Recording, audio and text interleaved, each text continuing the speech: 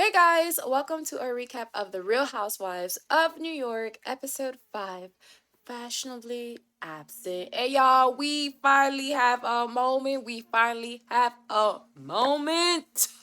Okay, so we got Aaron and Jessel. The girls are fighting. The girls are fighting. And it's cute because it's shady. It's shady and it's cute. Okay, so let's get into it. But first, we have to properly open up the episode because we are still at Bryn's Giving, y'all. We are at Bryn's Giving and we are witnessing Bryn healing her inner child, opening up, being raw and honest, sharing about her experience growing up, which has all the ladies crying. I mean, she is such a light to me. She is such a bright light that I am shocked to learn where she shares that at one point she was drinking Dime Tap to kind of sleep and to heal, to calm herself down. I'm like, I would have never known, Bryn. It goes to show you are people who are just the brightest, who is the happiest, they suffer inside, and we have witnessed a lot of that. I immediately think of Robin Williams, a famous comedian who's always brought joy to so many people's lives, and for him to commit suicide, we learn to keep our eyes open to those who laugh the loudest. We all go through something. So I'm so happy for Bryn for keeping it real, keeping it open so quickly on this platform to kind of share that it's not always rainbows and butterflies. Like, there's a whole process and a whole evolution that has to go down first to see what the person is, who the person is today. So I have huge respect for Bryn, and ladies, they create an open and safe environment for her to be open and vulnerable. And that was it of Bryn's Giving, and I appreciate Sai for having this idea to host Bryn, especially when she definitely needed it. The holidays are hardest on those who don't have a sense of family or don't have immediate family that is close to them, especially during those type of occasions. I felt for her. So I love and I live for that moment. And it is done. Bryn's Giving is a wrap in our first a real moment, as a group in a special occasion. Now, I'm not gonna let Jessel ruin the moment, but she does kind of leave a little bad taste in some of the ladies' mouths over at Sai's dinner. So remember, she has been nothing but a complainer this whole time, and the ladies are calling her out on the whole situation.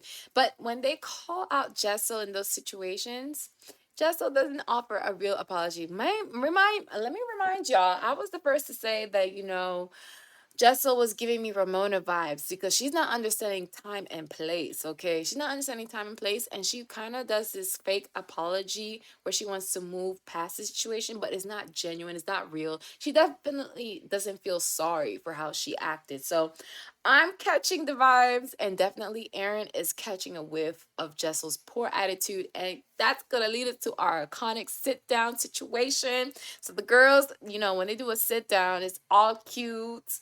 It's like, okay, it looks casual, but let's wait. How long is it gonna take till one of them pops off? So I'm here for that moment, and I'm finally excited that we actually get to have this. Mind you, this is all over the comment of cackling hags. So for this to be a whole thing, I'm here to sip on this tea. I just love the petty shade. Nothing too serious, nothing that's, awkward for me to watch, but to see the ladies argue about something so petty, this is what Real Housewives are made of, okay? This is what we want. This is what we've been begging from Atlanta. So we're gonna get to see that and live that moment. And I'm like waiting, like, oh, they're gonna have coffee. Oh, what's gonna be an iconic moment? We're gonna get into it. So Jessel invites Miss Erin out for coffee and Tribeca. Guys, I've been hearing Tribeca for the longest to know that Tribeca is not up and coming. It's arrived. It's there. It's been there since forever ago. Since I could have been a little girl, Tribeca has been there, okay?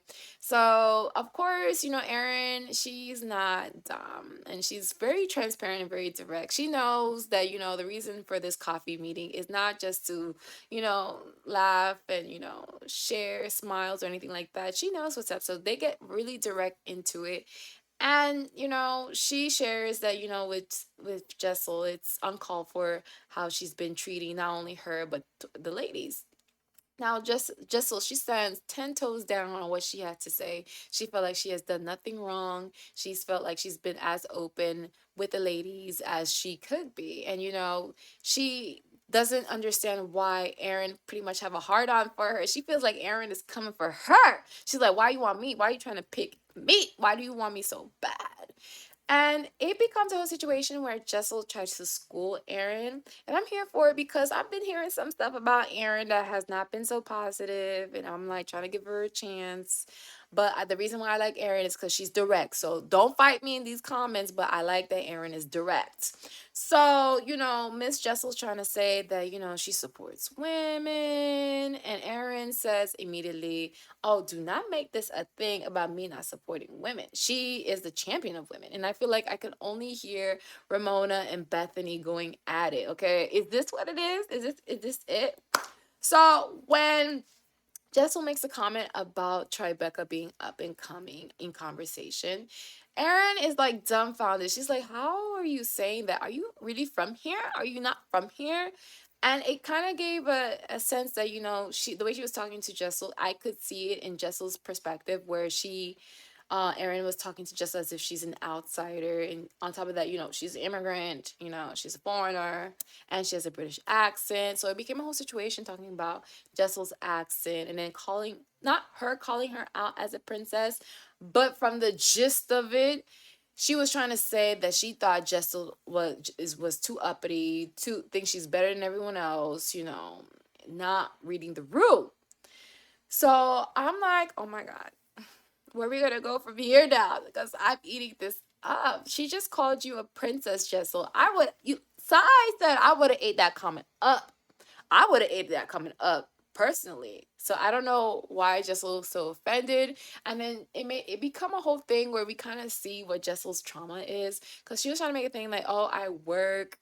And Erin is like, you work? And she's like, yeah, I have a whole startup going on. Da, da, da. And I'm like, child, Miss Jessel is doing too much. And she really doesn't understand time and place. And she really doesn't understand, like, some of the things that she's saying. Like, say Tribeca is up and coming. Like, girl, I want to know what the New York girlies got to say about this because I know they are reading her down.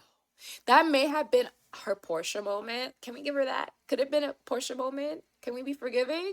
No? Guys, let me know in the comments down below. But I thought this moment ate, and I know they're going to be talking about this throughout the whole rest of the season. So I'm buckled up, I'm checked in. Let's go. So in Bren's giving, Jessel, she did invite the ladies over to her event that she's having next week. And it's pretty much a work event. So she has, some big ticket people who are coming, that's going to make an appearance, the who's who. So the girls, they don't seem that interested to go. And for me, the way Jessel invited the ladies, first of all, it was kind of like last minute drop of a hat situation. And I felt like the way she delivered it, I would not have been excited myself to go. I would have been finding any other excuse to reason why I'm not going to show up. But Jenna Lyons, she does what Jenna Lyons do. And she's like, oh, I can't attend this event. They ask her why. And she says she doesn't know the reason why, but she just knows that she can't attend that event. And the ladies are looking at Miss Jenna sideways because she is getting away with murder. Okay, and I'm here for it because it's pettiness. It's the pettiness of it all. We learn later that the reason why she couldn't attend is because she is spending time with her kid. It's Christmas, and for me, okay.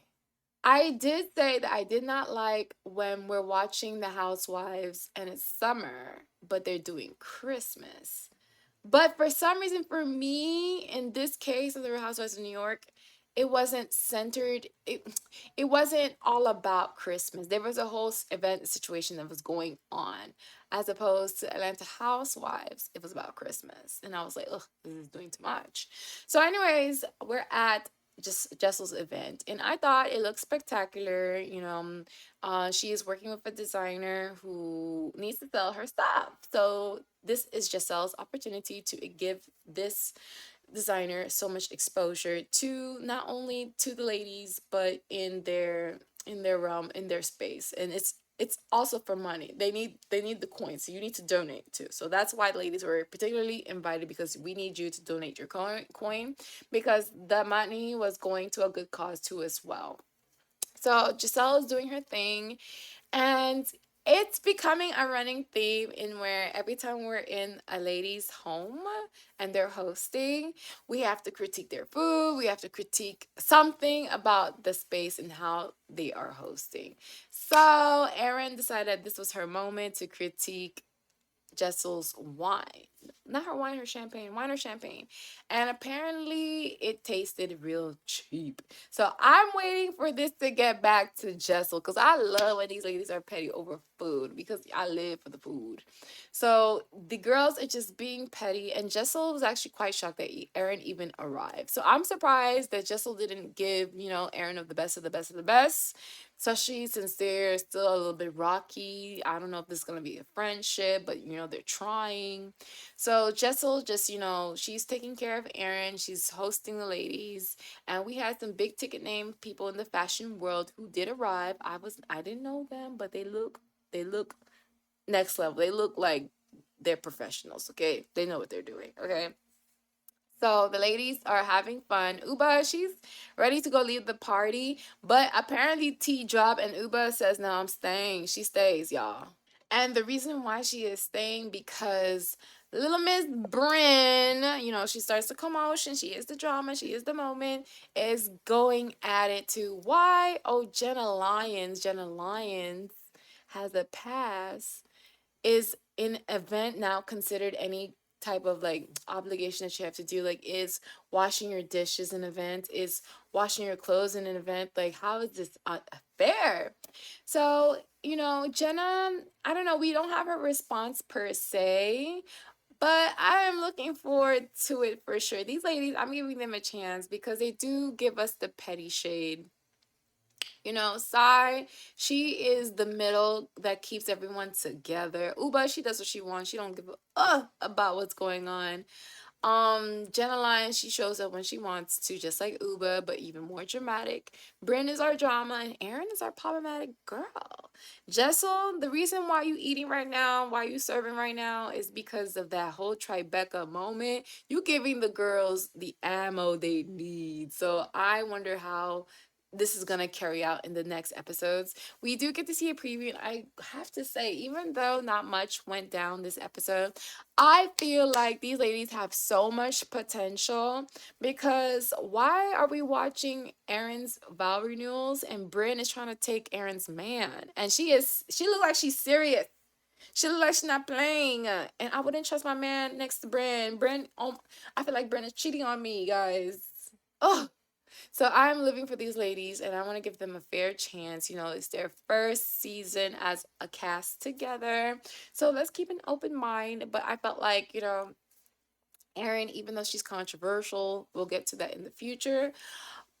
She is, helping these ladies, create a little plot or something. At least we have a plot for Jessel, because I'm telling you, I was not the biggest fan of Jessel. Jessel, I'm still with you. I'm still riding this wave with you. So we'll give her a chance.